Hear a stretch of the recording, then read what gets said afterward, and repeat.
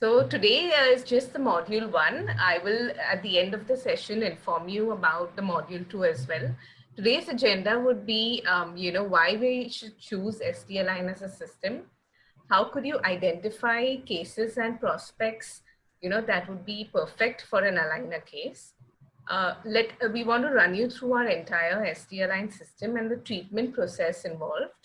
We would be having certain case discussions which you'd be very interested to know what have been already done and how these cases can be discussed.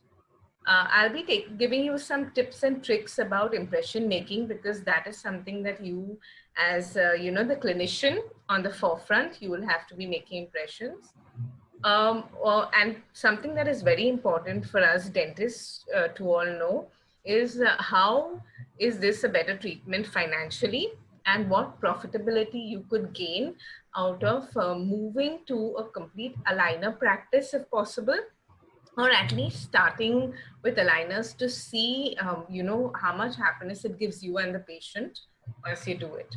For that, we want to give you a few tips on how you pitch to a patient about aligners, like a sales pitch, and what marketing, we would be helping you with, which will take you a long run in this aligner game. During these times where patients, you are having a hard time and, a tough time for dentistry right now, this is the way to go for you. Aligners is something that, you're delivering. You could even send it across to a patient's home. The only time he comes to you is, your impression making, possibly a two sitting, no aerosols produced. All right. So one of the best things you could do, and you should, actually capitalize on this particular treatment when the time has come. Okay, so we want to take you through that throughout this session. Before I tell you why to choose SD Align, I want to give you a brief history. I one of the directors of one of the largest chain of dental clinics called Sabka Dentist. Okay, we have treated aligner cases at least around thousands of patients, to be precise, around 900 odd cases of aligners in the past few years. Now we have done it with various companies like ClearPath, ClearCorrect, Invisalign, K-Line, Flash. You must have heard of many of these. Now, the problems is something that I want to tell you that I faced as a dentist, and many of our dentists, we have around 250 of them who worked with us, and plenty of orthodontists who have worked on these cases. All of us have been facing certain issues with whichever company you'd work with aligners. So one of the major issues would be that once you made your impression, you have, these are elite patients, right? The cream patients that you have taken, say, an amount of 1.5 lakh or 2 lakh from him. And then your delivery of, that treatment would take around at least 3 months. There would be 3 months for you to actually get the aligners or even a setup in your hand to then talk to your patient. This led to a lot of unhappy people, who'd come back to us out of experience, and never went that well with the patient then. The second problem we used to have is aligners is something that the patient has to wear, himself. So what happens if he loses an aligner, or he has shifted home, or somehow he has, dropped it somewhere, or he carelessly has forgotten to wear it? There are times that the next aligner would not fit him, or now he has to make a new one. So he comes back to you, you make an impression. Now, when you give it to that company, they would always charge you for the new set of aligners that has to be made. At the end of treatment, if you're not very satisfied and you want some refinements, we call them, to be made for a final correction, so you again make an impression and send to that company, they will charge you again for the new set of aligners that they would send. Well, now you've already finished talking to the patient. It looks extremely dishonest of you to now tell him, okay, now you've got to pay for, a new set of these aligners. So again, leading to, a well of unhappy people. So that was another. So these reboots, refinements were always being, it's a part and parcel of the aligner game. And you have to understand that it is very difficult because you are at the patient's front. So if you had something easier, someone who would help you throughout this treatment, who would help you that, okay, we want to get the patient happy, so let us refine it 1-2 aligners more and not charge our dentist for that. Okay. Thirdly is if I needed some changes in the planning and an orthodontist of ours would want to be involved, there was no way that the case planning or setup, would involve the in-house orthodontist who is actually facing the patient. So these kind of problems were always being faced, for the past many years. And that's when we thought of let's, get into understanding this brilliant treatment option, which is aligners. And so that's how SD Align was born. Okay, and now the advantages of the SD Align is taking care of all these problems that I just told you by in fact not going, we will not take 3 months to deliver aligners. We have a time span. Okay, we would give you, we have Dr. Josefa who's already got his visual setup within a week, even during these COVID times. He managed to courier it to us. We got him a virtual setup, and next week he'll get the aligners. So we take around 13 to 15 days to deliver the aligners, and you'd get a setup in 5 days, which you can show your patient and he's happy that things are moving. Okay. We do not charge you for reboots and refinements. Okay. It's unlimited when you're on our panel. With your case expiry date, which we'll talk about, it's completely clinician controlled. So the other companies, what they have is more technical people who know the software, they learn it and they move teeth. It could be biologically completely wrong because they do not have knowledge about the biology of the mouth as good as an orthodontist or a dentist would. Here, we have a team of orthodontists along with a team of dentists and along with technicians, all of them together, and each one has a particular role. So you'll have an orthodontist doing the planning, and you can be involved completely into the planning, where we will screen share the planning space with you, and you can request for which tooth has to be moved where. So you are in complete control of your treatment plan. You are well aware of what is going, on. Otherwise, you would always be lost with the aligners. You wouldn't know what to do next. Attachments, we have again a wide variety. We've made it also affordable to the doctors, so that now you could move to aligners no matter where you are in India. You make it easier for them to sell. We have also given you the option that we could talk to your patient and give them an EMI option to pay. So we've made it affordable to the patient. Of course, it is not I would never call it a cheap option, but definitely it is affordable now to any college going person, or even a person just started a job. Okay. Rapid case planning and setup, as I said, the time now will not be a problem at all. And we've solved most of these, to help you out and for you to love aligners. So these are the advantages that why you should choose SD Align. And we'd like you, definitely, we've empaneled most of you. We would love to be associated and, help you to learn it step by step. We will be having more modules. We will actually teach you tooth movements as well. Okay, so that you yourself would be in control of the treatment. All right. Now, Dr. Jerry would, guide you through the entire, technical aspect of the aligners and help you to understand the process of what happens, while aligners are being done. Thank you, Dr. Zita, for Yes, the kind introduction. And today, I would like to thank the whole SD Align team for giving me this opportunity. And we are here to help you with the aligner journey, and we want to solve all your misunderstanding, doubts, and make sure that you are able to, find more cases and do better success ratio with aligners. So, let's just start screen sharing. 1 minute.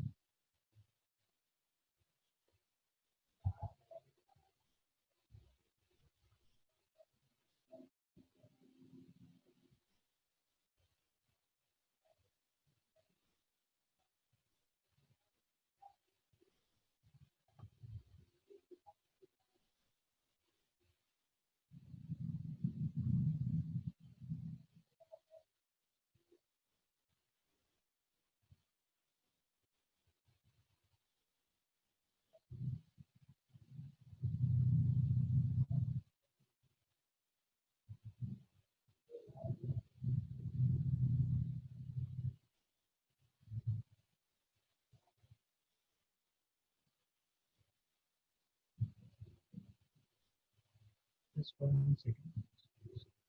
Loading.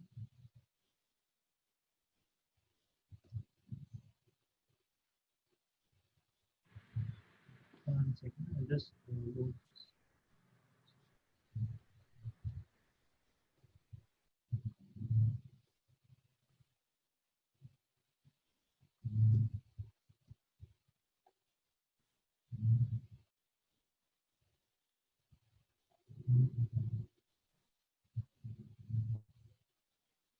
Is the screen visible now? No? Okay. No, One no. second. Yeah. One second. I'll do it again. I'll do it. Sorry for that. One second. Yeah, doctors, also, I would like to tell you that you could, there's a mic icon next to you. If you have any doubts, no matter what it could be, okay, we would take a question answer session at the end. Keep noting down even during the session if you would like to ask something. And it could be anything that you would like to ask about aligners. We are very happy to help you. And no doubt is silly, possibly someone else is also thinking the same. So make sure you ask everything so that you are well geared to go and practice the aligners then. Okay, so we've kept it open for you to come on board to speak about it, or the chat box is also open. You can note them down and we'll take it at the end. Is this is it are you able to see the screen now? Yeah, doc. Yeah, it's still screen is sharing. We'll just.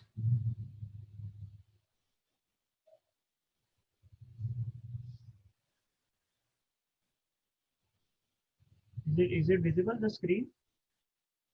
Not yet. Okay.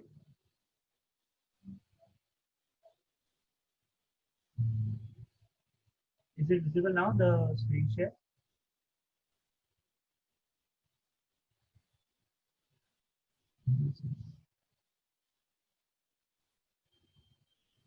Doctor, can you make me the am I the host or you are the Yeah, host? you're the host, doc. Okay. Hmm.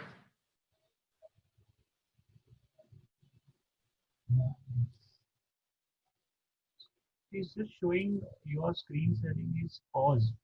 Can I undo it? Um, 1 second.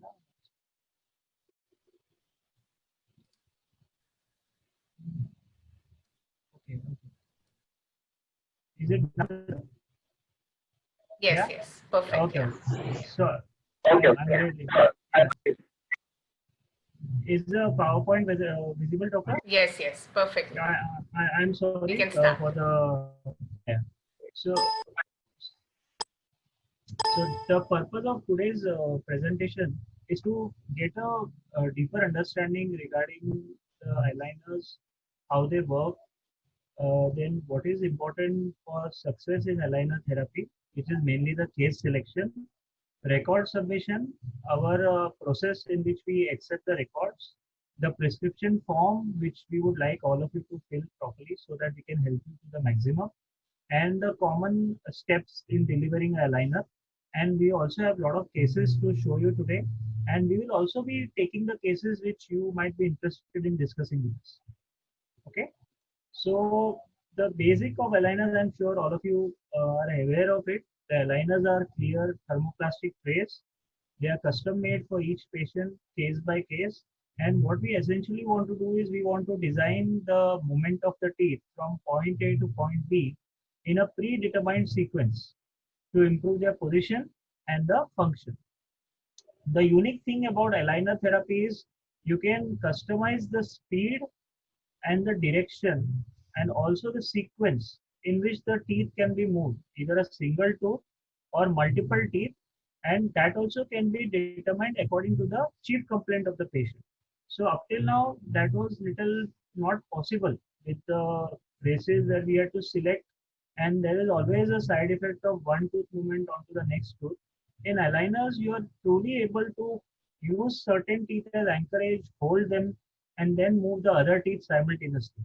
So which is a very unique property with aligners and which can be used to our advantage in lot of clinical scenarios. So the digital records which we use to make aligners make the whole process very, very predictable. And also it is very accurate. So the fit of the aligner is also very, very comfortable for the patient. So fundamental difference, which I would like to elaborate, is that the difference between aligners and braces. Aligners work only by pushing the teeth. They are not very good at pulling the teeth. So this is the fundamental difference. So all the tooth movements which require pushing are good with aligners. So if you want tipping, it is very, very beautifully achieved with aligners. If you want some amount of bodily movement over shorter distance, it is good with aligners. The pulling, which is like torquing movement, is not good with aligners. So if we keep certain basic principles in mind, it becomes very easy to select the right case which will be successful with aligners. The second important thing is, in any aligner case, we need space to move. If we don't give enough space for the teeth to shift, we can keep on giving aligners, but it will not work. So if these two principles we are able to remember, it will help us achieve a lot of success during the treatment. Over engineering is a must because aligners are made of plastic. They have little bit of lag property. So we have to build over correction or extra correction into the treatment plan.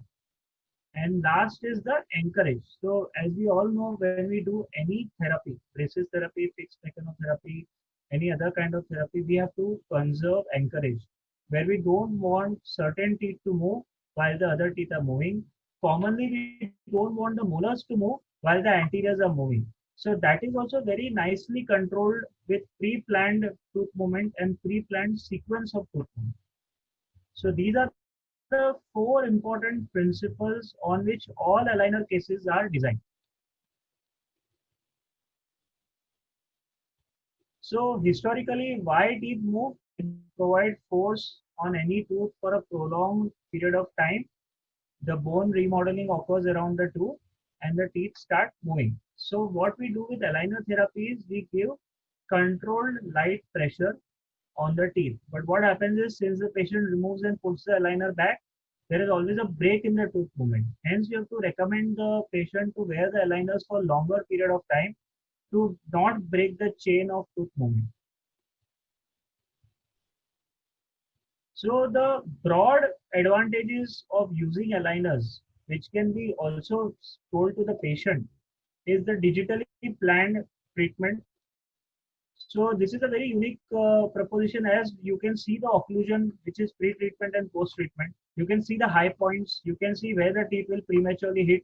You can design incisal guidance. You can also make sure your functional occlusion is accurate, which was not really possible with braces therapy. Second thing is, they also allow the patients to have freedom of diet and food, which is also important because patients do get tired during the braces therapy and they are not able to have a good quality of life during the treatment, which is very important in today's stressful times. Less gingival and periodontal problems are occurred with clear aligners because the patient is able to maintain hygiene better. There are less chances of decalcification. In fact, aligner helps to minimize decalcification, which is a common problem, as we all know, with kids. When we are treating kids, a lot of them develop white spot lesions because they are not able to maintain hygiene. They have other problems. They can't maintain hygiene during braces treatment and they end up with white spot lesions. Now, the last thing is also, when the overall comfort level of the patient is better, they tend to be more and more supportive for you during the treatment. If you request them to do certain things, wear elastics, since they are very happy wearing the aligner, they are able to give you more support and they are more cooperative during the treatment.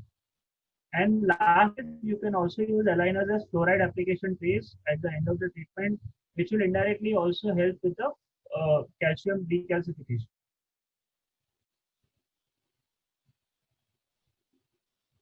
So if we see in this diagram, what we are able to see is, this is a classic sign of a locked lateral incisor, very commonly occurring a problem or a malocclusion.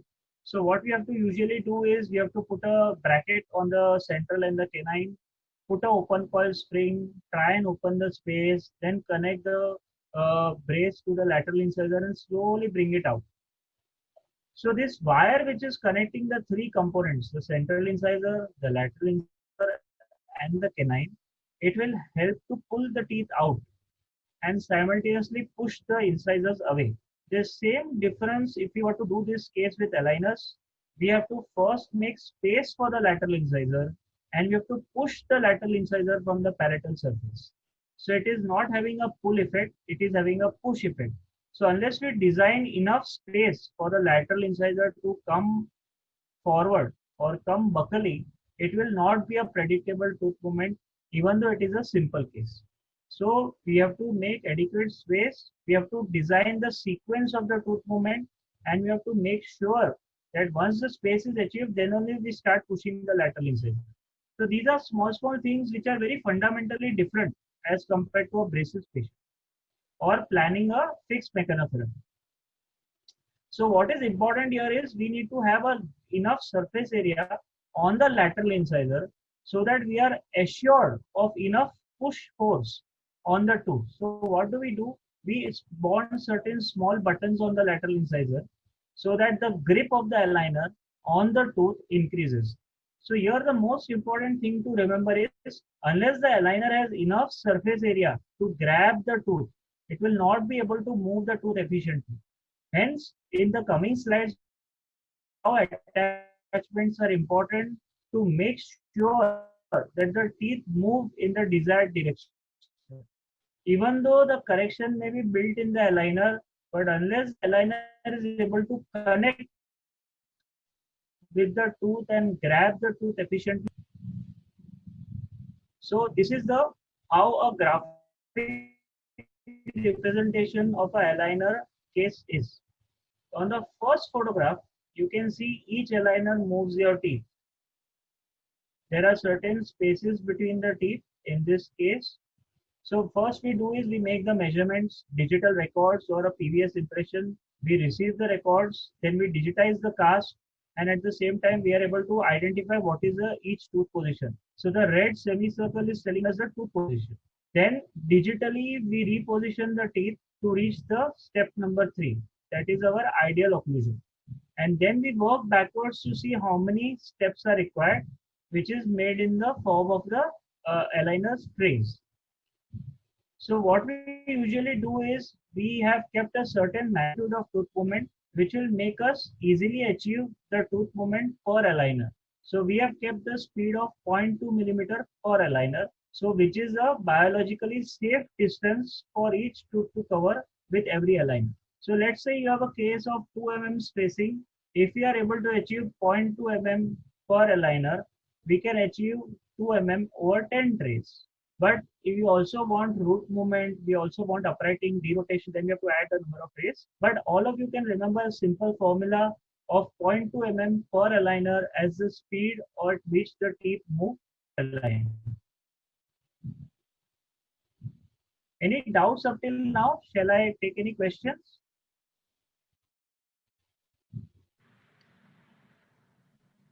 No, Doc, we'll take it at the end. Okay. They are writing it in the chat. Yeah. Okay, thank you.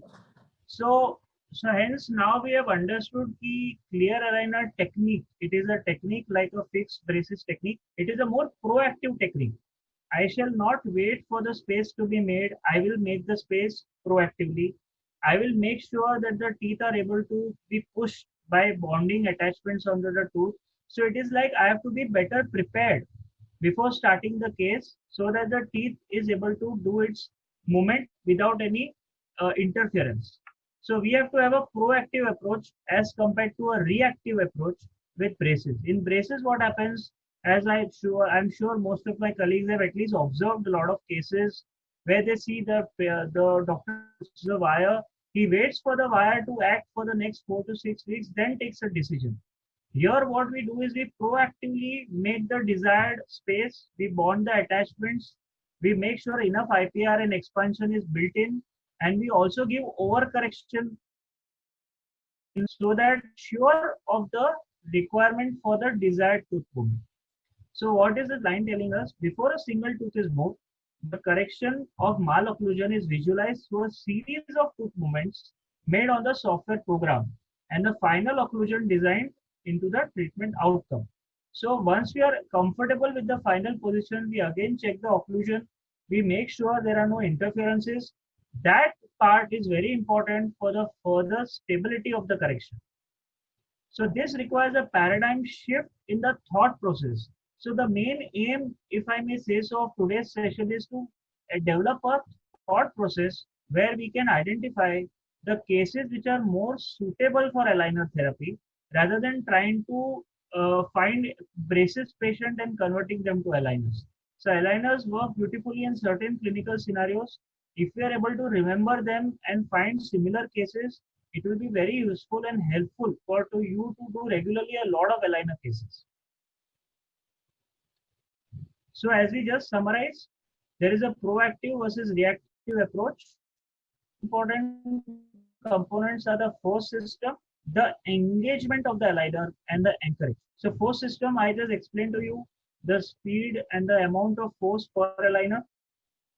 The engagement is helped with the help of bonding attachments. We also have a variety of attachment shapes. There are root control attachment, then there is a rotation control attachment. There is also vertical movement attachment, horizontal movement attachment, bite opening attachment. We have palatal ramps. So there are a lot of customized attachments we have tried and developed to make sure specific tooth movement is accurately achieved. And last is the anchorage. So in aligner, we can use one set of teeth as an anchorage while the other set of teeth are being moved, which is routinely not possible with braces therapy.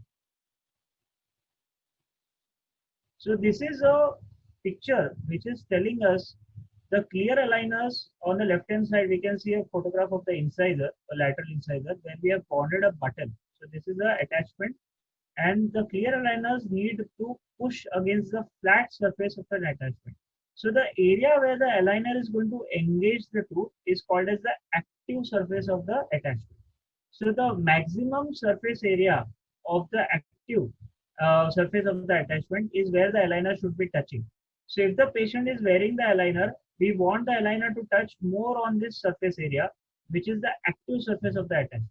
So by in today's session, we'll also see what are the active surface areas of various attachments which we usually recommend. So you can identify when you're delivering the aligners to the patient, is it engaging those active surface area? Then you are sure that the tooth will move. So clear aligners move by exerting a push force, and there are minor differences between the position of teeth intraorally and the positions of the teeth in the aligner. So since aligner has pre-programmed tooth movement, according to which it has been thermoformed on a digitally printed model, that pre-programmed thermoformed model on which the aligner has been thermoformed has a certain amount of activation inbuilt. So when it is worn by the patient, he feels the pressure over the active surfaces, and that causes the tooth to start shifting. So it is like an active aligner over a passive tooth, and the contact between the two is the active surface of the attachment. So the aligner then deforms. So when it is deformed, certain amount of stress relaxation occurs, and aligner starts exerting that force, which is transferred via the active surface onto the tooth. And in the tooth, if it has enough amount of space and right amount of grip from the aligner, starts moving. So the optimized attachments provide an active flat surface that the aligner may push to have tooth movements such as extrusion or rotation. So clear aligners engage by having aligner material wrapped around the teeth. The more the aligner wraps the tooth, better the engagement. In teeth which are having long clinical crowns, so this is a biomechanical advantage over teeth or patients who have long, big crown size. There, even with lesser attachments, you are able to achieve beautiful tooth movement. So we can always keep that in mind when we are selecting a case. Now that we all will be selecting a lot of cases, if you are able to see patients who have long, nice, big clinical crowns, you already have a good amount of success ratio just by having big size teeth. Second thing is, if let's say you have short teeth, some patients do have small clinical crowns, then you have to be mentally prepared and you have to already make sure when you are selecting the case, okay, I will need a lot of attachments in this case to make sure the aligner holds on to the teeth. So these are small tips which you can remember when you are able to identify or you are screening potential cases for aligners. So let us see a clinical scenario. If we are able to see on the upper left hand corner, there is a photograph where the canine is rotated. Both the canines are rotated. So if you are able to see that, what is happening is the mesial and the distal edge of the canine is having a trapezoidal shape. So since they act as a nice broad surface against which a couple can be exerted. So the red arrows are the couple force. So one force is from the distal and the lingual, and the other force is from the distal and the buccal. So mesolingual distobuccal, which will cause the rotation of the canine. So even without attachment, see the canine has been rotated. So if there is a good enough surface area on which the aligner can hold on to the teeth, we don't have to give attachments. But let's the same canine was small in size, then we'll have to enhance the grip of the aligner by bonding small attachments on the tooth surface. This is the second example where attachments are useful. So if you see here, there are these rectangular pink attachments which are bonded onto the tooth. What is the purpose of this attachment? As the Newton's law states, for every action, there is an equal and opposite reaction. So what is the action here? We want the lower anteriors to intrude. So if we can appreciate, this photograph is showing us there is a deep curve of P and the lower anteriors are extruded. We want to get them down and we want to level the curve of P. So what do I want to do? I want to put a force on the incisal edge, get them down. What is the this is the active force. So the reactive force will be, since this is pushed down, the back segment, posterior segment is pushed up. Now the pushing up effect is enhanced by the engagement of the aligner. So if the aligner is able to hold on to the premolar and molar properly, then only the anteriors will intrude. If we are only giving the aligner without any attachment, what will happen? As the anteriors start intruding, the aligner will keep on lifting from the posteriors. So the movement will never happen, even though you have programmed it in the software. So to make sure that the aligner holds on or has a nice grip over the premolar and molar, we have to give these attachments so that when the anteriors are having an intrusive force from the aligner, the posteriors will have the exclusive force and the aligner will not slip from the surface. So these are called occlusally beveled rectangular attachments. They are 4 mm in length. So this term occlusally beveled. So what does it tell us? It tells us that the active surface is facing occlusally. So this surface which we can see is facing towards the occlusal area is the active surface. So mainly the aligner will engage that area and it will lift the premolars upwards and it will push the anteriors down. So the aligner is a lever arm and the lower incisors are going to feel the force of intrusion because the posteriorly the aligner will be flat and anteriorly it will have an intrusive force. So it is little difficult to visualize this, but even if we understand we want to push the front segment down and the back segment up, we will understand that we need the grip on the premolar.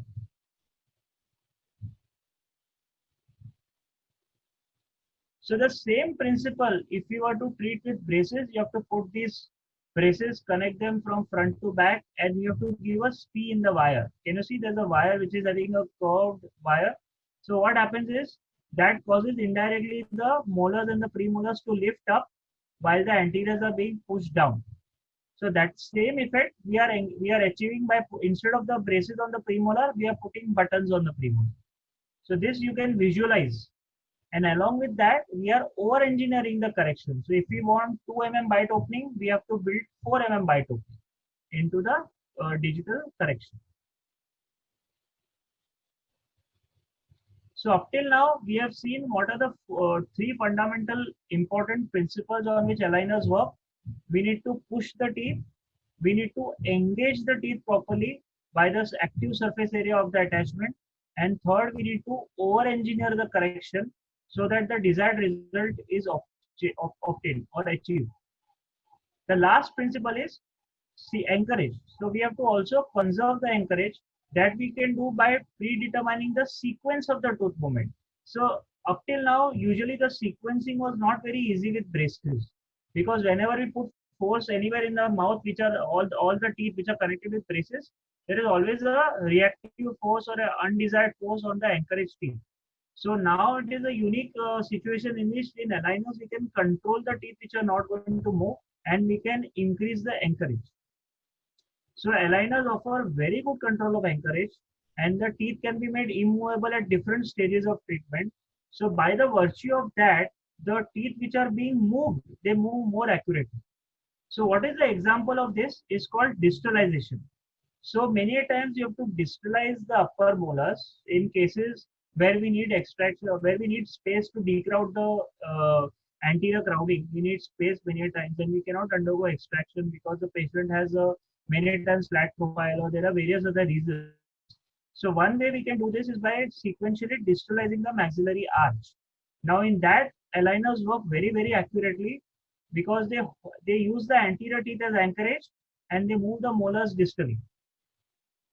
So the remaining teeth in the arch from first molar to first molar do not move, and they act as anchorage, and that itself uses that force to push the molars behind. And then we get enough space for decrowding of the anterior segment. So this is not at all easily achievable with braces, but it is very easily achievable with aligners. So these kind of situation we can use to our advantage when we are planning cases with aligners. So this is a staging chart. It is not very technical as it looks. On the left hand side you have the photograph of the teeth. On the right hand side you have the chart, and in that there is a left column and the right column which are the numbering of the teeth. So what it is essentially telling us, if you can see, there is an arrow with respect to the blue lines. They are having an arrow which is pointing forwards. So what they're telling us, that the molars will move, then the first molar will move, then the second premolar, then the first premolar, then the canine, and then the anterior. So we are sequentially moving the teeth. If you can see, these are these blue lines over 1-7, then it is 1-6, then it is 1-5. So till then, when 1-7 is moving, none of the other anterior teeth are moving. Then 1-6 is moving, 1-5 is not moving. After the certain amount of tooth movement has been achieved with 1-7, 1-6, 1-5, then only 1-4, 1-3, 1-2 are moving. So what it is doing, when the molars are moving, the anteriors are acting as anchorage. When the anteriors are moving, later on the molars are acting as anchorage. So this is a very predictable way of moving teeth with aligners. We also share this staging chart with all our doctors when we plan the case. This is another example where we can see the staging. In this, we can see this is 1-6, 1-5, 1-4. 1-4 has been extracted. So what they are doing initially for the first 10 sets, that is what it is written here, 0, 5, and 10. So up to 10 sets, only the molars are moving, the anteriors are not moving. After the 10th set, only the anteriors are moving, the molars are not moving. So that is called as building up of anchorage and using the anchorage to our advantage. So this way we are very sure that we will not lose any extraction space. So when we are talking, when Dr. Zita was explaining to us how we can customize the plan for all our doctors, we can play with these 4 options to maximize the correction for all our empaneled doctors so that you can have a customized solution, because you are having a clinical overview of your patient. You know what you want more from the case, because we will rely on your guidance and we will help you. So we can play with these 4 options so that we can give you a best result by using the aligner mechanics to your advantage. So now, if we are up till now, what we have covered, what are aligners, what are the general principles on which aligner work. If you want to make aligner therapy successful, we have to take care of 4 things: the push principle, enough space, anchorage, engagement with the attachments, and lastly, sequencing of tooth movement. Now we will go into detail with attachments. So the attachments are nothing but composite buttons. So they are bonded onto the teeth, and the main purpose is to engage the teeth and exert the push force to make the teeth move in the desired direction. They have various designs according to the desired tooth movement. They improve the grip of the aligner on the teeth. Also, they engage the active surface of the attachment. So in this same photograph, we can see occlusally beveled rectangular attachment. There is also one attachment you can see on the canine, which is acting as a rotation correction attachment. So there are certain basic steps in which we can bond the attachment. I'll just show some photographs. So this is a template. So for all our doctors, once we have approved the setup, we will make the aligners, and with the aligner box, you will get a zero aligner, which is also called, along with that, you will also get an attachment template.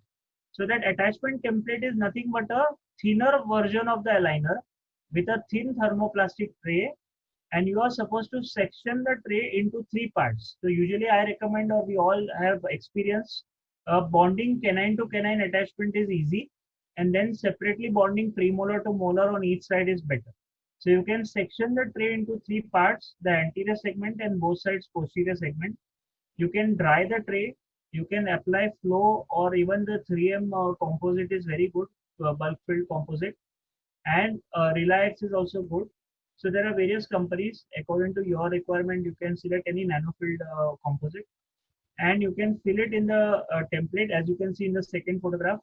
Then you can edge the tooth simultaneously, apply bonding agent, and you can hold the tray against the teeth and cure them. Once you are done with the curing, you should pass the floss, and on the last photograph, you can see attachment bonded.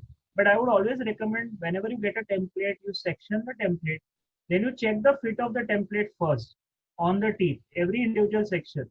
It should easily fit passively over all the tooth surface, so that it will be easy for you to remove it once you have bonded the attachment. So let us look at the steps. Using the scissors, kindly section the template into three components. Place flowable resin or packable into the template bubbles. So what I mean by template bubbles are these holes where the white composite has been filled. So those are the shape of the attachment into which you will fill composite. So it will replicate that shape on the tooth. Now, once you are done with the drying and etching, you apply bonding agent. You can use any bonding agent as per your requirement. Etch only the area which is to be bonded. Place template, cure through the template material. Then again you can cure after removing the template, floss, and then you can remove the flash and then polish the attachment. Polishing is also extremely important because otherwise the attachments will start staining. So I'll just show you the steps for polishing also. So polish using composite polishing burrs. You also get those flexible discs from 3M, which have the purple, green, and the violet sequence. So recheck the fit of the template. Please use cotton rolls or chewies to seat the alignment. So once you have bonded the attachment, now you can take the zero aligner and check that aligner as on the attachment itself. So it should fit with the attachment on the teeth. It is little difficult to visualize all this now, but maybe you can just keep all these factors in mind. So please use cotton rolls or chewies to seat the aligner over the attachment bonded onto the teeth. There should be no empty space between the aligner. So this is very important point. You will see in the next slide. See, this is the photograph on the left side where we have polished the attachment. So once the attachment are bonded, so which teeth have the attachment? The canine has the attachment here on the left and the right side. The premolar has the attachment, and the first step to remove the flash using a micromotor burr. Then you can use a silicone or even a composite finishing burr, and then you can apply a polishing paste and use a brush to polish the attachment. And after that, you can ask the patient to wear the zero aligner and use these chewies. So these are certain rubbery cotton rolls. So they are made from highly elastic synthetic rubber, and you can chew on the aligner with these chewies. So what they do, they help the aligner to seat better. So this is a very important role it plays during the aligner therapy. All your patients we will provide with chewies. We also have three different shape of chewies, which no other company provides. We provide three different shape of chewies. One is a triangle, one is a flat, and one is a curved according to the arch form. So it is very easy for the patient to use all these chewies. And we ask the patient to wear the aligner and use the chewy. Always recommend all your patients to use chewies daily for 5 minutes, morning and evening. So what will happen, wherever there is a small space between the incisal edge and the aligner, it will make sure it is sitting completely. And unless the aligner sits completely, it will not do the desired tooth movement. So these are the important steps of bonding the. For regular interval, whenever you meet the patient, you can check for all the attachments, make sure that the aligner is engaging the attachments. And if the attachments have come off, make sure you rebond them. Second important step in the aligner delivery protocol is the interproximal reduction. So as we learned before, aligner works on push principle. It needs to have enough space for the teeth to be pushed into that area. So what do? We usually recommend all our doctors to do 0.25 to 0.5 mm per contact. So 0.5 is excessive. We don't usually recommend so much, but only in extreme circumstances. Usually our recommendation is 0.25 to 0.3 mm per contact for interproximal reduction. So let's say I need a space of 3 mm. I will request you to do 0.3 mm over roughly 6 to 7 contacts for getting the desired space. Rest of the space we can either achieve by expansion, we can achieve by molar distalization, or we can also do sequential reduction. So what we do, we can have, there are various methods to do interproximal reduction. Either you can use single or double-sided diamond strips. You can use very fine diamond burrs. You also get interproximal reduction kits which are readily available. And along with that, very important, you need an interproximal reduction gauge. So we'll see in the next photograph. So this on the left side is the gauge. So the numbering which is there, 0.1, 0.15, 0.2, 0.25, that is important for you to make sure that you have not created excess space. So whenever you break the contact for interproximal reduction, you have to check using this gauge. You can pass the gauge between the contact where you have broken it using the burr and check whether you have made excessive space or you are within the required limit. So let's say if we recommend 0.3, I would always recommend you try and do 0.2 because invariably we end up doing more. So whenever we recommend 0.3, please make sure you use a burr which has a diameter of 0.2 or try and first use the 0.2 as the first target. Then you can pass the single or double-sided strip and make the contact more open. This is a new product which has now started coming in the last 6 months, where you have micromotor assisted interproximal strip. So this is also good, where you have no aerosol contamination and you can achieve your interproximal reduction.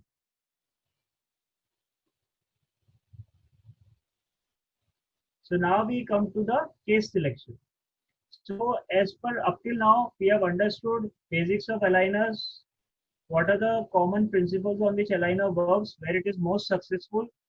What is more crucial, chair side, you have to bond the proper attachments. You have to make sure aligner fits after bonding the attachments.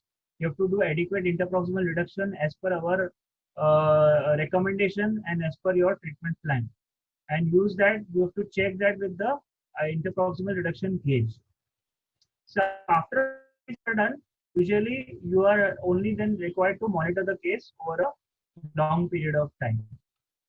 But before that, how do we go about selecting cases which are more successful or which are more designed to be successful by the inherent nature of the case?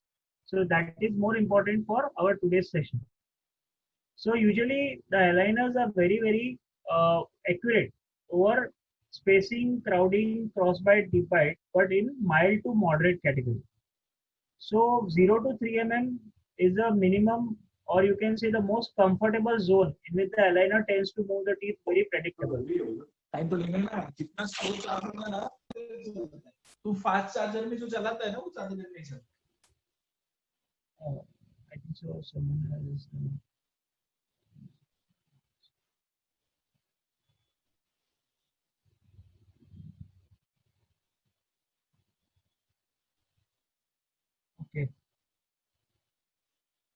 Okay, so we can, what we need to keep in mind is when we are selecting any potential case, first you have to identify what is the chief complaint of the patient, understand what the patient needs from the aligner therapy, how much is that discrepancy, is it spacing, is it crowding, is it deep bite, open bite, cross bite. You can keep simple pictorial representation in front of you when you're doing initial consults. You can even keep a printout of this chart. We'll be happy to share with all of you all. So you can keep as the area which you want to avoid while selecting aligner cases. So the most successful aligner cases are in the green and the blue category. After that, the black category and the complex category, it is not very predictable to do with aligners. So the mild to moderate category is spacing 0 to 3 mm, and if you include 2 mm, then it is 4 to 6 mm. So up to 6 mm is moderate, up to 3 mm is mild. Individually, if there is only spacing, only crowding, or only crossbites, single tooth crossbites are very, very effective with aligners because aligners themselves act as a bite plate effect. They disocclude the teeth and they push the teeth outwards. Crowding is very predictable up to 3 mm because we can do effective interproximal reduction, we can help you with expansion, and we can make sure that the main complaint of the patient is addressed fast. Deep bite is very effective because, as I explained, if we bond the attachments properly in the aligner cases, we are able to correct the deep bites very effectively. So if there is a deep bite and there is a 4 mm deep curve of speed, what we usually do is we intrude the anterior segment by 2 mm, we extrude the molars by another 1 to 2 mm, and also we build certain amount of correction in the upper arch, in the opposing arch. So that is how we tend to open the bite. In the severe to complex category, since there are so many sets which are required to do the case, either there is a lag by the patient in wearing so many sets, or there is a lag by the clinician or the operator in able to track the tooth movement over so many sets. So that tends to decrease the accuracy, and then later on most of the tooth movements are left behind because we are not able to monitor them. So the trick in aligner therapy is to monitor the case regularly and make sure that the aligner is achieving the correction every 4 to 5 sets. So rather, if you are starting off with aligners, make sure you see the patient every 1 month or 2 months and check after every set whether the aligner is fitting in all the surfaces of the teeth, it is engaging all the attachments, are the IPR done properly. Then you will see very good success ratio and you will be motivated to do more and more such cases. So let us see some of the simple movements which are very predictable with aligner therapy. The slight rotation up to 15 degrees. So you all can keep a note of this. Up to 15-degree rotation is very predictable because as we saw with the canine photograph, if there is an opposing tooth surface which is available, mesiobuccal, lingopalatal or distopalatal, then we can make a couple force and we can derotate the canine very effectively. So up to 15 degrees rotation are very predictable with aligners. Closure of small spaces like 2 to 3 mm diastema is very effective. Minor arch development or expansion. As we saw, expansion is useful for crowding correction. So if you see a case which requires 3 to 4 mm of crowding correction, you can already make a quick judgment. Okay, I can do 2 mm with interproximal reduction, 2 mm with expansion, so I can take up this case. Last is the proclination or label crown tipping. So as we saw, aligners are very good with pushing. So if the teeth are having proclination, we can push the teeth. And lastly, minor intrusions. So up to 2 mm intrusion, we can effectively achieve by bonding the right attachments on the premolars. So these are the strong points of aligner therapy. I think so. Doctor needs to mute. Yeah, Doctor, you might have to mute Dr. Pratik Yadav by mistake. He has. Yeah. Yeah. Thank you.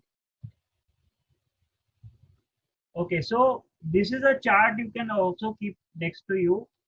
The expansion per quadrant 2 to 4 mm, anterior crossbite involving 1 or 2 teeth, intrusion up to 3 mm, and also posterior intrusion happens automatically by wearing aligners. So a open bite case is by default very successful because most of the open bites need posterior intrusion. So if you need posterior arch intrusion, just by the virtue of wearing aligners, you will get posterior arch intrusion.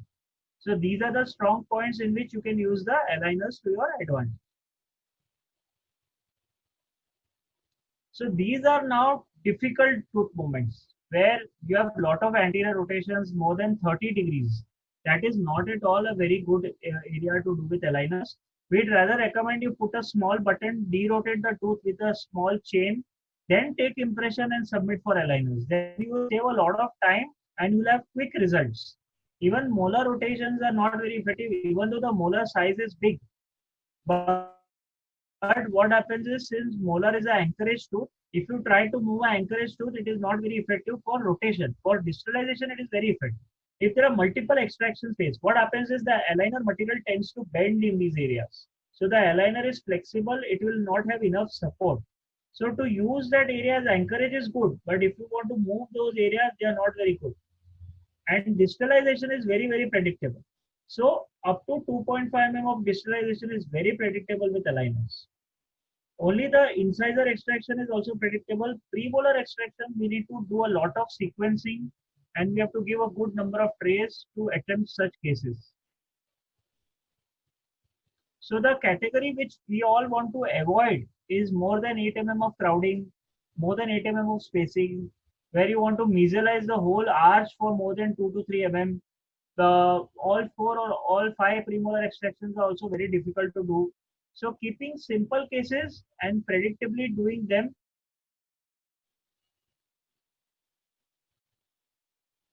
So these are the pictorial presentation of difficult tooth movements. When you want to do a lot of extrusions, uprighting of molars, anterior open bite. So as I told you, see, we can achieve a lot of intrusion just by wearing the aligners.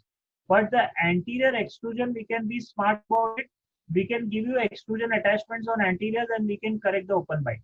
We can also train the patient to make sure they wear certain elastics in the end of the treatment. So what happens is we have to mix and match a lot of time, and also we have to educate the patient that you will require certain extra correction methods at the end of the treatment to make aligner a success. See here it is seen here, short clinical crowns. Where the aligner tends to have less grip on the teeth, automatically the case becomes negative for aligners. So what should be our approach? We should keep the green column and the blue column. That should be our target approach and target cases for making sure that we are able to deliver on our promise with aligner therapy. Moderate, light to mild to moderate category where you need 0 to 3 or 3 to 4 mm of correction. Up to 5 mm is also very, very predictable. After 5 mm on each side, on both the arches, it becomes little unpredictable. So let's say in a column you have more than one in black category. So let's go back to the list. So this is our list. Let's say you have one item in green, two in blue, so you can still do the case. But you have, let's say, 2 or more items in the black category. Then don't try to do the case initially. Get comfortable in mild to moderate category. Make a protocol where you're able to do the cases. Then try one odd case with this, and then you can go on to more and more complex cases. Because aligner success also depends on how you are able to track the patient, track the aligner fit over a larger number of sets. It is not only about giving the aligners, it is about making sure during the therapy how you minimize the error.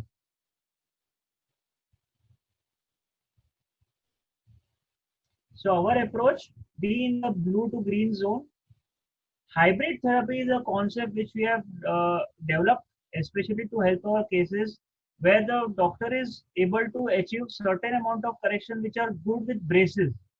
Let's say with braces he is able to correct rotations, he is able to torque the teeth, he is able to bring about uprighting of teeth. Then we can pick it up with aligners and continue the therapy.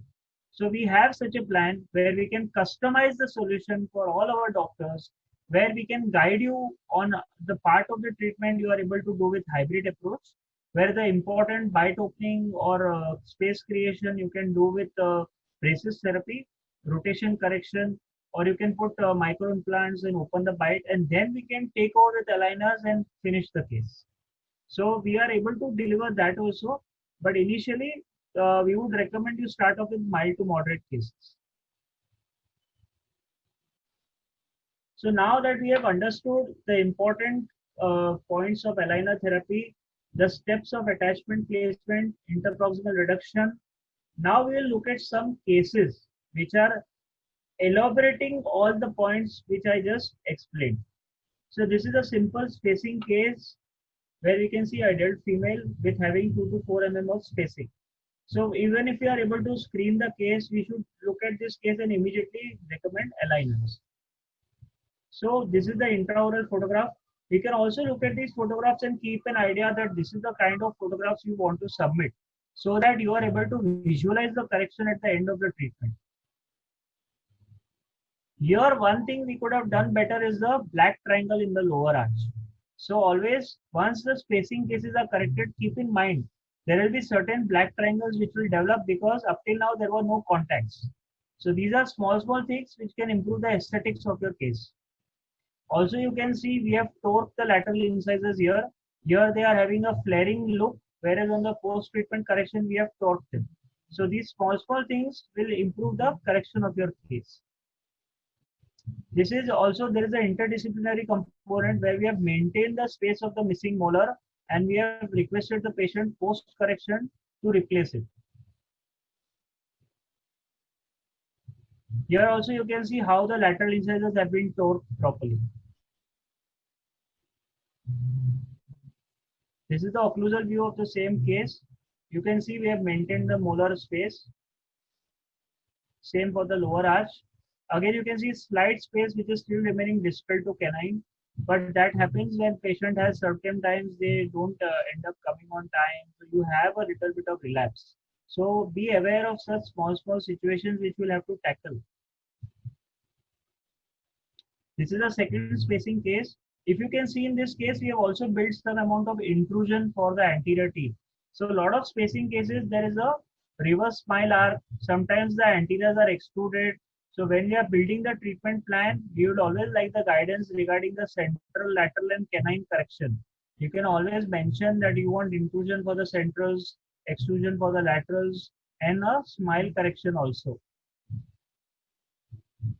Also, second thing you can see in this case is the contact. There is a, these crowns are called as barrel shaped crowns. So you might need some amount of proximal reduction between the incisors also to establish a parallel contact. So as you can see, this is a barrel shaped incisor where the majority of the contact is in the middle 1/3. The incisal 1/3 has no contact. So once you have even touched the two teeth with aligners, you still have to refine the contact. Otherwise, again, it will lead to relapse and there will be a slip of contact. So this is the occlusal view. This is hardly 15 or 18 sets. Same with the lower arch. We have also derotated the lower anteriors. If you can see, 3-1, 4-1, we have derotated and we have taken them slightly behind. We have tipped them lingually and we have tried to close the space distal to canine, 3-3. So there are certain cases which are interdisciplinary and which are very useful in doing with aligners. So there are two cases which I would like to show you. One case is the upper lower anterior spacing periodontally compromised. Implants were planned for the missing molars and there were proclined upper and lower anteriors. So this is a case which looks very severe. The patient had come with severe recurring gingival problem. These are the photographs after we had done scaling, 2 rounds of scaling that time. Still, there was a lot of inflammation when he came the third time for the impression making. So this shows when there are gingival recession or flared teeth, they go hand in hand. So when the patient has a lot of flaring and spacing, they will always have tartar buildup even during the treatment. Also, he had a lot of prosthesis already in the mouth. So aligners are very useful in cases which you have a lot of crowns, a lot of adults who have already done a lot of root canals and missing teeth, which are not easily doable with braces because there are a lot of bonding issues. The braces keep on debonding. So this is the OPG of the same case. As we can see, there's a missing molar. There's a one impacted tooth here, but we decided not to touch that area. We just wanted to close the anterior spacing and facilitate placement of implants for the case, dental implants. 4-7, 3-4 and 4-4. So what was the treatment plan? Level and align the teeth, reduce the proclination, reduce the overjet, close all the existing spaces, extract the 4-6, that is the decayed 4-6, and place 2 implants. So that way you can also have an interdisciplinary treatment and make space for the single premolar. So here the premolar was missing on the lower right hand left side, third quadrant. So we also decided to open up a space for a missing tooth, so that you don't have bolt-on discrepancy. So this is a digital model which is showing us what we had digitally planned versus what we ended up achieving. So this is how your models will look once we digitize the teeth of your case. They will have this kind of a look where this is the pre-treatment model on the upper side and the post-treatment on the lower side. Also, you can see the blue colored attachments which we have designed. So if you can see the blue colored attachments on the lower anteriors, they are rotation attachments. So they will allow the teeth to be pushed into the lingual direction, but also having a little bit of a derotation component. On the canine, you have a vertical attachment, a rectangular attachment, just to maintain anchorage control and have more bodily tooth movement. So just remember one thing: wherever you want to move the teeth horizontally, you have to put a vertical attachment. So since I want to move the canine horizontally, that's 3-3, I'll put a vertical attachment for having more bodily control. Similarly, I have put a vertical attachment on the premolar, and there is a extrusion attachment on the upper lateral incisor. If you can see, we have tipped the upper laterals downwards. So we have kept the extrusion attachment on the lateral incisor, and lateral incisors are very notorious to not track with aligners. So whenever you start aligner cases, please make sure you are able to visualize the fit of the aligner over lateral incisors, because they are so small, the aligners usually don't have good grip on those teeth. So here, this is the correction after 30 sets. We can see the midlines are matching. We are able to open some space for distal 2-3-3, and also we were able to close all the existing spaces. Also, we were able to improve the lower anteriors, and you can see the gingival condition has decently improved. This is the occlusal view of the same case. Here you can see there are certain still marks of the occlusion on the upper left-hand side premolar, but we didn't choose to disturb that because he already had a lot of prostheses on that side. So we didn't want to disturb his existing prostheses. Same with the lower. So here we can see the lower molar was extracted. We were able to place 2 implants during the treatment, and we used this area as a space maintainer while the implants were osseointegrated. And even though we had planned a lot of space opening distal to 3-3, we were not able to achieve so much space. So this is another thing. Unless you build extra overcorrection, you will always look at a lot of refinements. So as Dr. Zita had explained a lot of times, even I have faced a lot of issues with previous aligner companies where I was not given enough support for refinement and reboot, which is very important if you want to see a case properly to its end success. So this is a photograph of the implant which has been placed, nicely osseointegrated, see the root parallelism, and then they were able to put a prosthesis on them. Second interdisciplinary case, which is also very common, is lower anteriors which are missing. That was lower posteriors. So we have upper anterior crowding, and along with that, the implant planned for lower anteriors. So this is a case which is having upper anterior crowding. It was a 23-year-old female. She had a missing lower anterior. So instead of trying to close that space with aligners, we thought, why not restore the area so that she will have enough number of teeth. Along with that, even she will have to have a functional efficiency. So we approached the implantologist. We did the setup. We showed it to him. Even he agreed there is enough amount of bone, and also it will be functionally useful to have an extra tooth in the front.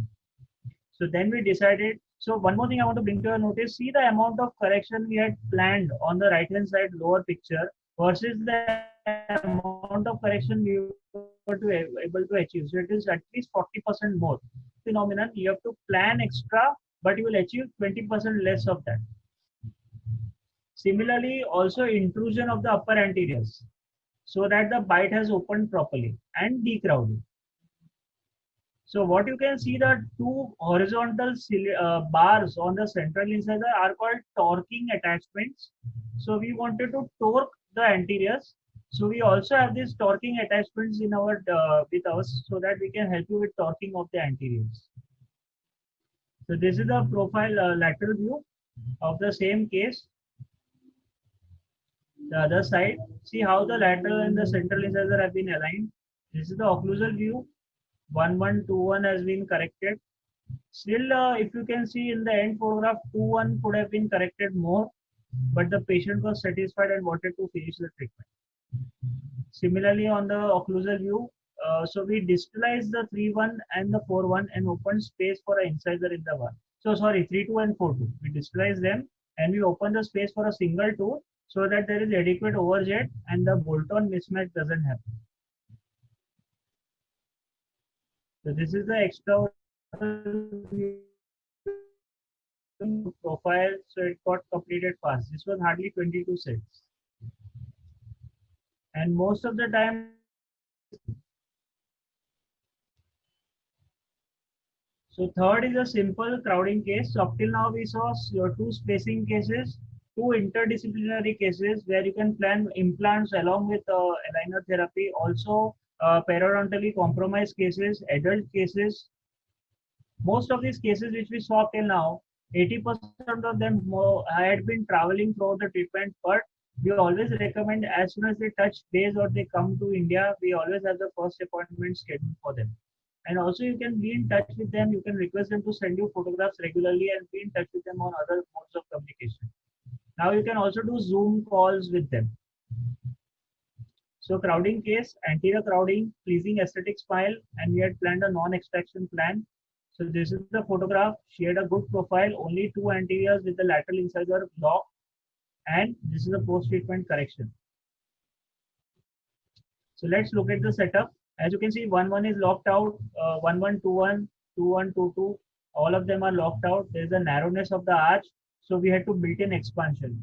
So first thing we can predictably do with aligners, build 2 to 4 mm of expansion. After that 2 to 4 mm, you can do interproximal reduction, and you can easily correct 4 mm of crowding. As you can see in this photograph, there is a double attachment on lower anterior. That is many times done to have bodily control. And the beveled attachment on the central and the lateral incisor is to have a distal movement of the anteriors. So since 2-1 is severely locked out, we had planned distal movement of the centrals and the laterals around it so that the space is achieved for it to go in or be pushed lingually. Similarly, this is the lateral view. And one more important thing is we had built inclusion also so that the bite doesn't deepen. In fact, the bite is opened also. The other side, we did not correct the class 2 relation because the patient didn't want the posteriors to be disturbed. Similarly with the upper arch and the lower arch. Here also you can see that 2-1 could have been pushed more with another round of refinements. So there is always scope of improvement even with the patient acceptance. So I think so we are taking questions later, or shall I take her question? No, we'll take them together, Doc. After you finish, Okay. we'll take the questions for you right now, and then we'll proceed with the marketing part and for them to know how to submit a case. We can do the impressions in our next module also. Okay. Yeah. So I think so Dr. Lubna will take a question. Just bear through the presentation. Okay. So the lower anterior, this is a lower anterior photograph where again we have done a little bit of IPR and arranged the two. So now we come to the process in which we submit a case. So we have to do 4 important steps. You have to fill the subscription. You have to give good intraoral, extraoral pictures. So it's better for us to plan the case for you. Previous impression or a scan, if it is preferably achievable, then please do a scan, X-rays and OPG. But I have realized when I had discussed with even the previous impressions are also very, very accurate. So whatever is comfortable, we will accept. So this is a typical aligner form. What we have designed this form is to get a certain basic information. What is the chief complaint of the patient? What is the chief requirement of the conducting doctor? Do you want to correct anterior and posterior segment or both? So on the upper left-hand corner, you have the clinic details, the dentist, the orthodontist, the date and the name and the gender of the patient. Very important point is the type of patient. If you mention local or overseas, we will design the interproximal reduction accordingly, because many times we have realized the overseas patients are not available again to do all these procedures. So we will prioritize the proximal reduction and bonding of attachments if it is an overseas patient. So I would request all the doctors to keep that in mind when they are submitting the case. They ask the patient properly whether they will be staying here or they will be traveling. So it will be easier for everyone. Second is, what is the chief complaint? Just to inform your doctors that Dr. Jenny has put up this form, because this aligner form, as soon as you share pictures with us and we're going ahead with the case, we will ask you to fill up this form. Okay, when you're sending. So what some of our doctors have done who have sent it to us, they have also couriered the form with which is okay with the CAS. Or you could also WhatsApp this form to us or email. Okay, there are all the 3 modes available. So this is the form he's talking about that you need to fill. Yes, Dr. Chen.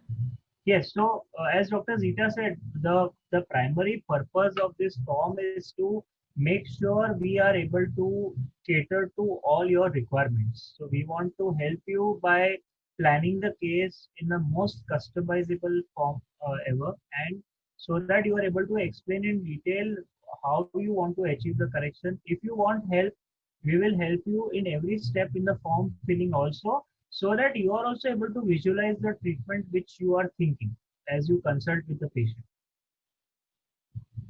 So this is the anterior and posterior correction. Then there are treatment goals and special notes we have mentioned because many a times you are planning any processes like we saw in the interdisciplinary case. You are planning implants, you are planning root canal, you want to do change of cap. So if you tell us that we are planning all these things, we will design around it so we can accommodate those treatment even during the alignment process. Now, the third important thing is the clinical condition. Let's say you're not able to describe all this. We have kept simple clinical conditions which you can tick. Class 2, class 1, class 2 div 1, class 2 div 2. So automatically we know what are the features of class 2 div 1, class 2 div 2. You don't have to sit and explain everything. The last feature here on the left hand side is arches to be treated. Many times you would only wish to only upper arch, lower arch, or both arches, and also do not move certain teeth. Now these are very important graph which we need you to fill, is because many times there are impacted teeth. There are teeth which have implants, the teeth which are in caps and bridges. If you don't want us to touch that zone or that area, we will try and avoid moving those teeth. So we will need that guidance from you when you're filling the form. Also, do not place attachments on these teeth. So many patients are aesthetically conscious. For them, we have also designed where we can put the attachments lingually on the teeth. So if the patient specifically requests, I don't want on the incisors, unless absolutely necessary, we will not put it for you. Or we can defer the placement of the attachments till the time when the patient is comfortable. Now on the right hand side, we have midline change, overjet, overbite. So the first part of the form is the general treatment notes. The second part of the form is the technical treatment. So if you are having a clear cut vision regarding overjet, overbite, crowding and spacing, you can try and fill this form, where midline change is just about if you want to change the upper and lower midline. Overjet and overbite is you can just simply select show resulting after alignment if you're not able to visualize it immediately. The crowding part you can elaborate on your own whether you want them to expand or do interproximal reduction. So as we saw in the previous cases, if you are having a narrow arch, you can definitely select expand primarily, so that we know okay you also are able to appreciate that there is a narrow arch and you also want to do expansion first before you recommend doing interproximal reduction. So that way you are also minimizing the reduction for the patient. Similarly for the lower arch, the spacing, sometimes you can choose to leave little spaces distal to lateral incisor if they are peg laterals. So you can also select that. You can also tell us if there are certain missing teeth where you want the space to be left. So we will design a plan around it. And last is the AP correction. So now if the people who are having more orthodontic knowledge will be able to appreciate this, as we discuss molar distalization or AP correction, we can help you design class 2 cutouts and buttons and elastics for cases which require a lot of sagittal correction. So these can be explained case by case. It is just good to know how to fill the form. So as I explained, the first part is regarding the details. Second part is overseas patient. We will do all the IPR before the first visit so that you know you have to do all this on the first appointment itself. Next is the important notes where you have any prosthetic plan or impacted teeth. Let's say you're planning some amount of cosmetic correction, you can tell us. So we will be able to leave space for that in the alignment.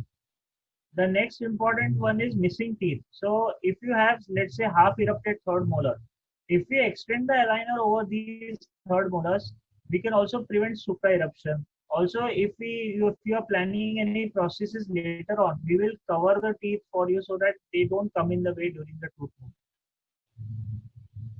Let's say you are planning having any existing crowns and bridges. So we will avoid placing attachments on those tooth, as we know it is of not much use. So all these things, if you are able to guide us, it will be very easy for us. This is the important part where we, as I explained earlier, if you want to be in the blue and the green zone, you can select the expansion as a primary option and the IPR as need. So that you can use in this form. And to conclude, we are recommending you to keep the approach as mild to moderate and hybrid approach from moderate to severe. Try and do as much cases in the mild to moderate category initially to help establish a protocol regarding various attachments, how to track aligners, how to bond the attachments, and how to track the treatment. So the take-home message would be case selection is very, very important. Simple cases are 2 to 4 mm. Try and involve cases which are having strong movement with aligners. What are the strong movements with aligners? Expansion, tipping, diastema correction, single tooth crossbite, mild open bites. So aligners are very predictable over 2 to 3 mm distance. So try and involve the cases which have these strong aligner points. And the weak aligner points are torquing, rotation more than 30 degrees, bodily movement. Try and avoid such cases initially. I will now request Dr. Sita to continue ahead. Dr. Janil, so what we could do is, so doctors, before I move on to telling you how you can submit a case and the procedure and what happens on day 1, day 2 with your aligner case, the impression part, we would take it in the next time, but I will be sending you on your email also a video that you can watch on how to make the impressions well with Asilicon, so that next time we could look at the corrections. But before I proceed with showing you what you will receive, as your first aligner case and all, we take the questions to Dr. Janil, which you have mentioned on the chat. Sure. Please. So, Dr. Anshul, if you would, you have very interesting questions you've asked. If you want to unmute, yourself, you could ask Dr. Janil and you can have a conversation. Yes, doctor. Yeah. Yes, sir. Yes. So the first question I wanted to know that, do we have to do IPR in the beginning of treatment, or its timing is specifically prescribed by the company? Yes, sir. So, yes, sir. Please finish. Yes, when you showed me the form, then it became clear to me that it is that part is also covered in your treatment plan. Whether we have to mention it, because some patients, they desire that they will be moving away overseas or somewhere else for a few months. So that this question was answered actually partly. Okay. Yes, sir.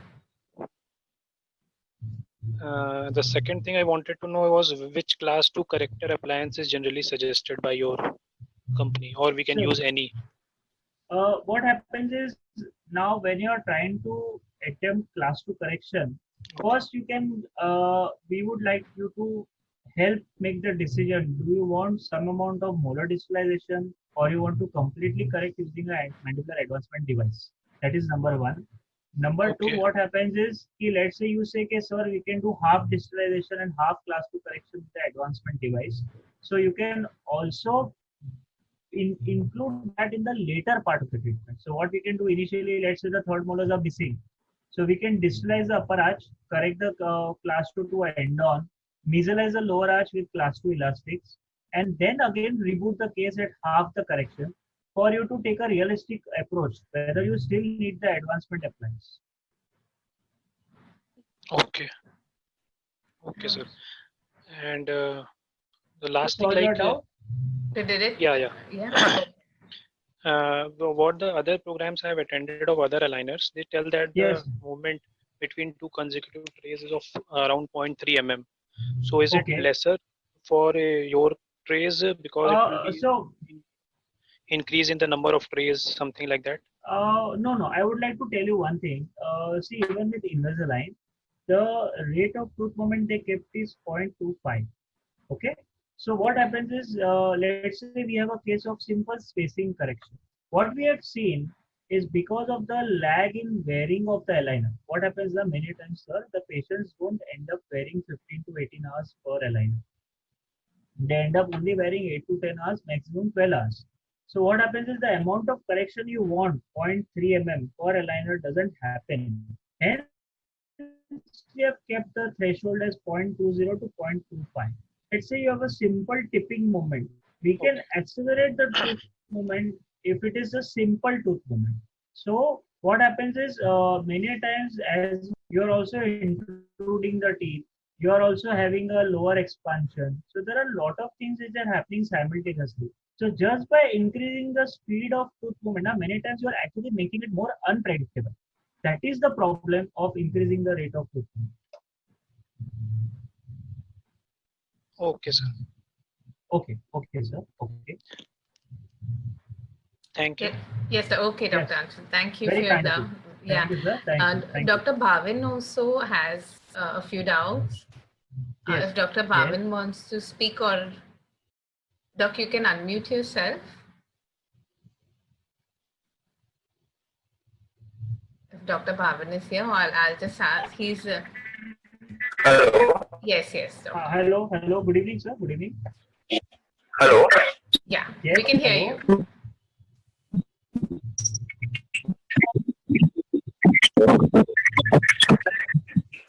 Hello. Yeah. Am I audible? Yes, Yes, doctor. sir. Please go ahead. Okay, my question is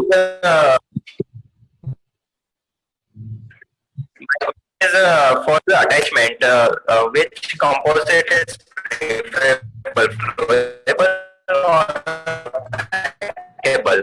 He wants Sir, to know whether packable or flowable. So packable is usually better, but if you are having Hello. Hello. Yes, is Yeah. it so the 3M? Hello. Yes, I am able to hear you, sir. I am able to hear you. 3M packable are the very good for placing attachments. Filtex Supreme. Hello. Okay, 3M particularly X250 or X350 you prefer? No, sir. No, not that one. Not the orthodontic adhesive, sir. The normal adhesive. Unitech. Yeah. The composite which you Okay, use for 3M unit. installation. Yes, sir. Yes, because you need to keep it tooth colored, na sir. It will look bad otherwise. You have to keep it tooth colored.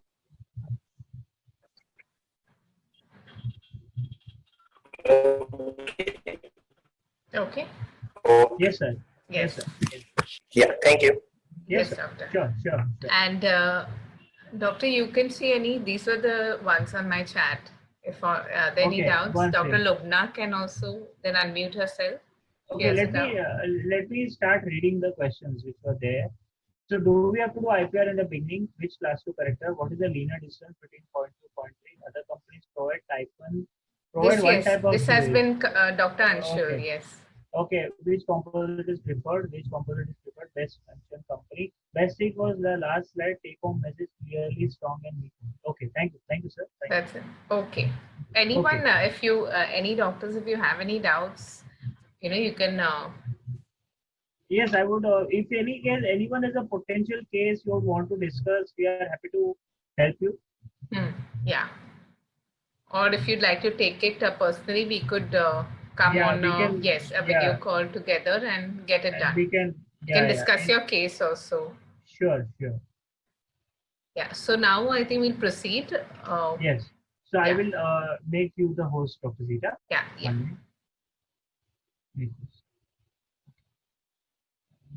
Stop share.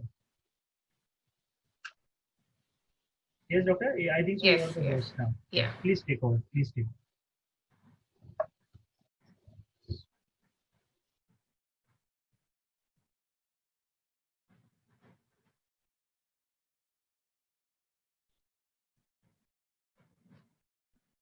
Yes, so I would, as I said, that we could go through with the impressioning, problems in the next module, because more importantly, I would like to cover something that, you would want to know is how do you go about the process, okay? The exact process of when we could, how do you submit it and how many days would it require for you to complete your case?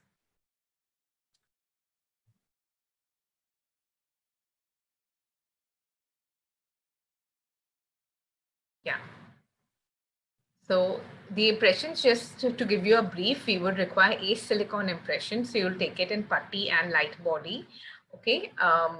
And make sure you remove and block out any undercuts before you do. One step is preferred. We've realized better impressions are coming with a one-step impression. We accept two-step as well. But the most common mistake being that do not remove the material until it is completely set. Okay. These, I'll just quickly go through this, which we'll cover the next time, is we want you to have accurate detailing. Okay. See that the gingival margins are well defined. See that the material is intact. Do not remove the material early. So if you have bled out some material outside, always you should do that. And you are checking if the material is set. Make sure that if you are in doubt, leave it on in the mouth for 1 more minute. Okay, so 5 minutes is what we recommend you leave acetylsilicone in the mouth, though it is a minute more than you usually do, but that would be better. Okay, these kind of impressions, you know, where there are voids, bubbles, thin walls, that means the tray is exposed, shifting of the impressions, a double imprint, make it very difficult for us to scan. Drags and pulls, which go into interdental areas. So get them blocked and then we could go ahead. We will discuss those in detail the next time, but try to avoid this. You can inspect your impression yourself, and we'll be sending you a video to look at on how to make a good aligner impression, so that you know, it will guide you to make a better impression. Okay, in case. We'll just see through the step-by-step procedure, okay, of how you're going to go about it. This is the time frame which we have sent you, but I want to go through it. First you submit the case. So right now, currently we are doing it on WhatsApp till your first case is done. Then we will make you, give you a portal entry. We will be teaching you in the next module that portal entry, which will be on a software. Till then, you can send us your case either on WhatsApp or on our email ID. Many of you are connected to our team of doctors. So I'm there, Dr. Zita, there's Dr. Ushma, Dr. Akruti, Dr. Sonal, Dr. Preeti, okay, who many of you have spoken with. You can WhatsApp it to them. We will get you an orthodontist. Mostly Dr. Janil would be available to talk to you. And if you want to discuss the case with him with the extraoral photographs. Okay, we will be sending you also on your email what type of photographs you should be clicking. After he has said, okay, this is a perfect case, you can go ahead with this, you know, as he's discussed which cases you should select in the green zone or the blue zone. He will tell you that let's go ahead. Once it is approved, you make your impressions or a scan. Okay, impressions are quite acceptable. Acetylsilicone, we've had good results with these impressions. You can pour the cast, make sure you pack it off well. The address will be given to you to courier it to our office. You courier it here. After we receive the courier, we'll constantly be in touch with you that we have received it. After we've received that, the aligner team will start to, we will scan those models that you have sent, and the virtual setup will be made, okay, with the team of orthodontists. After that is done, you will receive a treatment plan of this virtual setup. You are invited, of course, to take an appointment. You can, on WhatsApp, which doctor you're in touch with, to take an appointment for having a live planning session. That means you will be watching it visually, like just how you're watching it now. Your case will be on the screen, and Dr. Janil or one of our orthodontists will be moving the case, you know, the teeth for you, and you can tell him what predictable movement actually you want there, and he will shift it for you, and we can get a proposed and finalize the treatment plan there and then itself. If you do not have the time, of course, we would do it, but you always have an option to have a live session where you can help in the planning of your case. After the virtual setup is finished, then we would be emailing it to you. We will email you this virtual setup, which you and the patient both will watch. We will be showing you how a virtual setup looks again in module 2. We will show you exactly what comes in the email. You will get the pre-treatment photos, post-treatment photos of the patient, how his treatment moved from the first to the last step of his. And after that, if you look at that entire setup and you want to make some changes, or your patient would like to make some changes, then you can get back to us. If you're both are happy with the entire movement, all you need to do is mail back as an approved, that we've approved this virtual setup. Once we only receive this email, which is extremely important, then only we could proceed with the day 6, which is your final staging. Okay, we will be sending you an invoice over the email where you will then make your payment via an online link. Okay, once the payment is received through that invoice, then the aligner team will start manufacturing your aligners. These aligners we would take around a week to prepare, and we will courier it to you. What we would like to always do is send you a set of 6, as Dr. Jenil mentioned that you should always monitor the case. So what we would do is send you 6 sets on day 1, and you would have to then do the composite attachments or IPR, whatever is mentioned in the report. Whenever in doubt, we are all available on call, WhatsApp, email. You can call us up. We will help you out in the first case, and I will just show you what you will receive along, with your 6 set of aligners. You will receive an aligner complete box, a removal tool, storage box, and chewies. This is what you would receive, and this is what you could also give it to the patient. All right, it is complete an instruction manual, okay, where in the patient, you would be talking to him completely about it. There are different plastic pouches for each aligner. So each set is put in one aligner. There is also a laser marking of the number of the aligner, so it never gets confusing for the patient. When you unbox this entire box, you will also see, you will get these accessories along with it, right? We also give you a brush for the patient to clean the aligners. As Dr. Jenil mentioned, 3 types of chewies for the aligner to fit in well. You get, the aligner removal tool and the brochure, which has the complete instruction manual. So this is beautifully kept into a box, very presentable to your patient. He would love to receive it. And you should be aware that this is what you'll receive when you receive your first 6 set of aligners. That's when you call the patient and deliver it to them. Okay.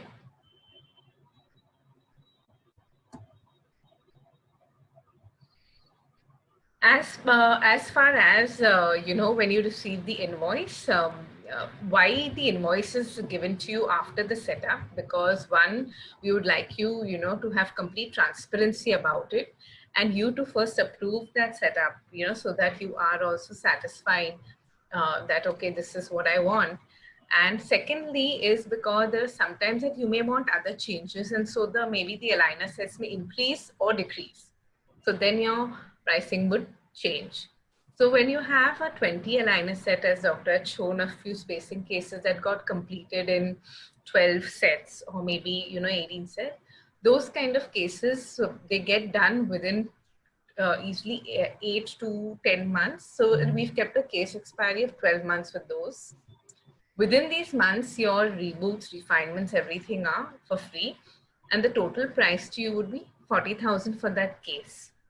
Now, our recommendation is whenever we have to understand that aligners is, it is an align treatment, and so the patient would definitely understand that these treatments would not be, so you shouldn't price it at your clinic at a lower price. Okay? So our recommendation is when it's a 20 aligner case, you should be charging the patient around 70 to 80,000. When you have a 40 aligner case where, it's going to take approximately 2 years, 1.5 to 2 years for the patient to complete, you're being charged at a 60,000. You should keep your price of these at a minimum around 1 lakh to 1.2. If you need any help in, getting your patient to pay via EMI, or you want us to talk to them, to convince them, we are all there to do that. And it is a big benefit for him that, rather than him putting braces for those minor correction.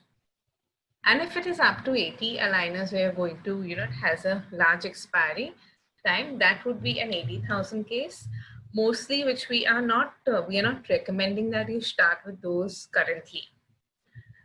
For those who've come onto panel right now with us, we have an offer going for you. That is, first case is for 15,000, as you know, okay? Which would be in a 20 to 40 aligner case, because we don't want you to try out, complex case in the beginning. You wouldn't be very happy, neither would the patient be happy. The second thing that we're offering you is, after this, the next 3 cases that you do, you do 3 more aligner cases, and the 4th one we would give it to you for free. So if, say, it is a 40,000 case, it effectively comes to you at a 30,000 price. You're paying us 30, but still you should keep your rates at, around 70 to 80,000 is our recommendation. Okay, don't drop your prices. Even in a 15,000 case, preferably don't drop it. Okay, so that you know that, and patients, if you are, using the right terms, so whenever you're pitching, you need to tell them that you strongly recommend this treatment to them. And it is an investment in their mouth, and you are totally not, going to, have them to, you should use words like that they would be able to definitely move on to this aligner treatment. So you tell them the advantages. It's invisible, it's removable. Okay, you do not have to visit the dentist every month. Okay, all these advantages have to be told to him, that why is he investing in an aligner. All right, these times you should take advantage and start with our aligners. So we have this offer going, and it won't be there for very long. So as long as you can, you should start with your first case. Okay, this is available. You can send us your cases, and then we will, and courier in your, once we'll send you the address on WhatsApp or on email where you have to courier your casts. Okay, module 2, we will be covering a very interesting part, which is the tooth movements live on the software. Okay, how do you upload the case onto the software, and how you can help to plan if you are coming on a video call with the doctor. We'll be having this session on the 24th of July, that's Thursday. Okay, and we'll be sending you the webinar link just like today's. Still, in case you have any doubts that you'd like us to clear, you can, unmute yourself. We could have a discussion now if you have a case to share and discuss. We could do that right away. We'll just check in the chat. So, Dr. Zita, there were 2-3 good questions which were there in the chat. One was, how many number of days the aligner should be worn? So we do recommend for every 115 days. But usually after the 10th day, the aligner is quite passive. So after the 12th day, if you have a feedback from the patient that the aligner is very loose, you can comfortably switch to the next aligner. So that way you can finish roughly 3 aligners in 45 days or less than 40 days. You can keep that in mind. Second is, how do you prevent relapse? So whenever we make any plan, if we have enough overjet at the end of the correction and we prevent premature incisal contact, that is usually good for preventing relapse using aligners, because usually bite opening is the most difficult part and curve of speed which causes the relapse. And last is, I think Dr. Akshay Sharma is asking, do you approach all the dentists or only orthodontists for cases?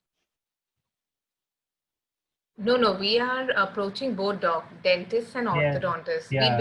We believe that it is a treatment that a lot of the dentists are also doing right now. Also, currently we have lovely cases from some of the doctors. I don't know if they are on the chat now. No, they're not there today. Dr. Huzaifa has sent us Dr. Shivaranjan from Salem. We have, Dr. Anshul will be sending a few. cases, but there are a lot of dentists themselves. We have even pedodontists, prosthodontists, you know, who are sending in cases. Maybe you might need guidance with, you know, placing there, but we are there during that time. So we could guide you on your first case, and you will then find it easier as the time goes by. Okay. So our approach is to help from the patient perspective, to help them wherever they are in terms of aligner correction, by empowering you to select the right cases, and you also become an active part of aligner generation therapy, you know, where you will also be aware and you will be able to develop a regular source of income using aligner as a smart tool, where a company like us, you know, where we are able to provide you good amount of unlimited refinement, good customized solution, which is usually very much missing with other companies. And in your chat, we have just shared a link with you that you could fill in your details for the next module, so that we could contact you when it would be. It would be on Thursday, 24th. For the time and link, we will send you once you fill in the link given in the chat. So you all can do that. And any doubts you still would like to ask, you could still, we are available on call and email, as I said, and even on WhatsApp.